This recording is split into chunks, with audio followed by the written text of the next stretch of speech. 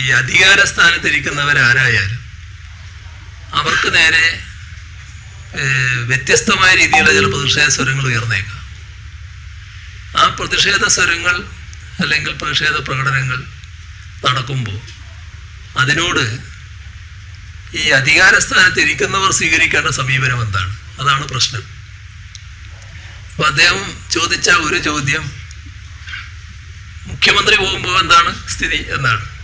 മുഖ്യമന്ത്രി പോയല്ലോ, മുഖ്യമന്ത്രിയും മന്ത്രിമാരും പോകുന്നതും മുഖ്യമന്ത്രി ഒറ്റക്ക് പോകുന്നതും എല്ലാം നിങ്ങളെല്ലാവരും കണ്ടിട്ടുള്ളതാണല്ലോ. കുറെ കാലമായിട്ട് ഈ മുഖ്യമന്ത്രി ആയതിനു ശേഷം ഉള്ള അവസ്ഥ നോക്കിയാല് ചില ഘട്ടത്തില് പ്രതിഷേധങ്ങൾ വന്നിട്ടില്ലേ? വിവിധ രീതിയിലുള്ള പ്രതിഷേധങ്ങൾ വന്നിട്ടില്ലേ? ആ പ്രതിഷേധങ്ങൾ വരുന്ന ഏതെങ്കിലും ഒരു സ്ഥലത്ത് അവിടെ നിന്ന് എന്താണ് ഈ പ്രതിഷേധക്കാരെ പോലീസ് ചെയ്യുന്നത് എന്ന് നോക്കാൻ ഞാൻ ശ്രമിച്ചിട്ടുണ്ട്.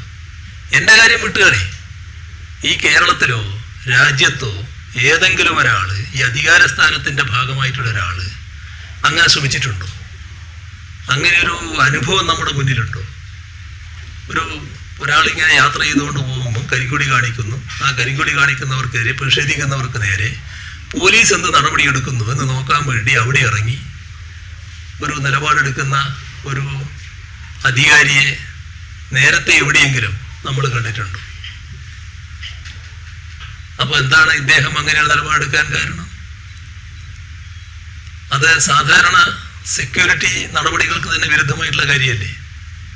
സെക്യൂരിറ്റി നിലപാടുകൾക്ക് വിരുദ്ധമായ കാര്യമല്ലേ? ചെയ്യാൻ പാടില്ലാത്ത കാര്യമല്ലേ? ചെയ്യാൻ പാടില്ലാത്ത കാര്യമാണെന്ന് അദ്ദേഹത്തിന് അറിയാലോ. അത് സാധാരണ പോലീസ് ചെയ്യേണ്ട ഡ്യൂട്ടിയല്ലേ? പോലീസ് ആ ഡ്യൂട്ടി നിർവഹിക്കുമല്ലോ. പോലീസ് നിർവഹിക്കേണ്ട ഡ്യൂട്ടി എന്താ? ഈ പോകുന്നയാൾക്ക് പോകാനുള്ള സൗകര്യം ഉണ്ടാക്കണം, യാത്രക്കുള്ള സൗകര്യം ഉണ്ടാക്കണം. പ്രതിഷേധത്തിന് വരുന്നവരെ അവർ സ്വാഭാവികമായിട്ട് തടയും. അതിൻ്റെ ഭാഗമായുള്ള നിയമ നടപടികളുണ്ടെങ്കിൽ ആ നിയമ നടപടികൾ സ്വീകരിക്കും.